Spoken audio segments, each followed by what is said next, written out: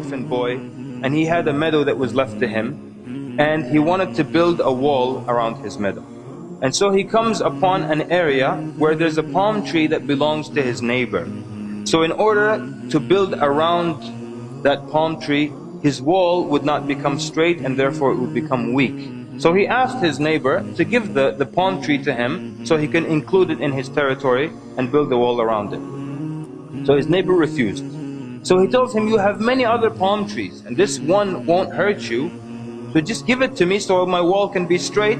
And the man refused. And so the young boy, he goes and he complains to the Prophet ﷺ. And Nabi ﷺ brings the man and the boy together. And he tells him, give the palm tree to your brother. And so the man refused. And perhaps that the man was angered that this young boy would complain to the Prophet ﷺ because of this palm tree, so he was angered enough to refuse to give it. It's my house, my tree, and this kid is taking this case to Rasulullah. So when the man said, La ya Rasulullah, I'm not giving it to him, tears came from the eyes of that yatim. There's no father to speak for him. His father died. Rasulullah cannot use his authority over this man because this is haqq. Give the palm tree to your brother, وَلَكَ الْجَنَّةِ, and you will have al-Jannah, you will have paradise. He said, I don't want it. He was so mad, he said, I don't want it. And he got up. And so the Prophet ﷺ remained quiet. Because how else can you entice someone when they refuse paradise? What else can you say greater than that? So from the people that were at that gathering was the great companion Abu Dahdah radiallahu anhu. He came close to Rasulullah and said, Ya Rasulullah, if I purchase that tree back, can I get the same offer? Rasulullah sallallahu alayhi wa sallam gave him that proof. Yes. He had a meadow that belonged to him in Medina that everybody knew.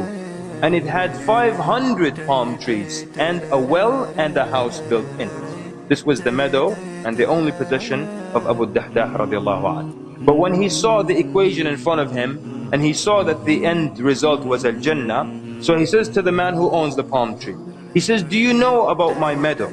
And the man's answer, he says, is there anyone in Medina who doesn't know your meadow? Meaning it was that popular and it was that great. He tells him, will you exchange this one palm tree of yours for my entire meadow? It is yours for that tree. Abu Bakr was like, are you out of your mind? You know, are you intoxicated? What's wrong with you? He asked the people, be a witness. And the man accepted in front of the Prophet ﷺ. And immediately Abu Dahdah tells the young boy that he can keep the palm tree. Then he turns immediately to the Prophet ﷺ and he says, O Prophet of Allah, is there a palm tree in paradise for me right now in Al-Jannah? Is there a palm tree for me right now? It's so close for him. And Nabi sallallahu alayhi wa sallam said, كم من عذق رداح في الجنة لأبي الدحداح كم من عذق رداح في الجنة لأبي الدحداح.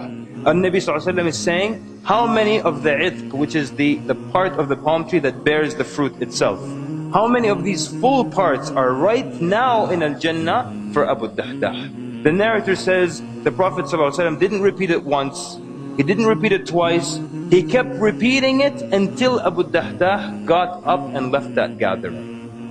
And then he goes where his wife and his children are, and he calls her.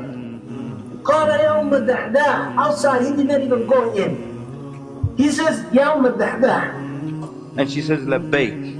He says, come out of the meadow. She says, come out of the meadow. Why is that? He says, I have sold it for a palm tree in paradise. And no doubt, brothers and sisters, if you have a palm tree in paradise, then no doubt you will be in paradise as well. So when he tells her that, what does she say? Does she complain about where they're going to live? Does she complain about the provision or the money that they have lost? Does she even ask for the details of which palm tree and how did you exchange 500 for one? She says, Allahu Akbar, Rabih al-bay'u ya Abu Dahdah. She said, Allahu Akbar, what a prosperous sale ya Abu Dahdah. And then she began to take the children out of the meadow. And she began to search their pockets, and she would take out all the dates that they had in their pockets, and she would say, this is not for us, this is for Allah subhanahu wa ta'ala. So brothers and sisters, this is how the righteous before us felt that paradise was close. This is how they sacrificed anything in order to do something for the sake of Allah. But Abu Dahdah radiallahu anhu was not satisfied with the thing that he gave. In the Battle of Uhud, when Rasulullah sallallahu alayhi wa sallam was injured, when Uqbah bin Abi Waqqas threw a rock on the face of Rasulullah sallallahu alayhi wa sallam, broke his tooth, cut his lip open on the right side, and then Abdullah bin Qami'ah, he came from behind and Rasulullah is injured from that rock on his face, and he hit him so on his shoulder. And then Abdullah bin Shihab al-Zuhri, he hit the head of Rasulullah and his head was open and the blood was gushing from the head of Rasulullah sallallahu alayhi wa sallam. Every time Rasulullah could not get up, could not stand up. And every time that an army approached, Rasulullah would say to them, who is my neighbor in Jannah? And stop his feet. Until all of them were killed.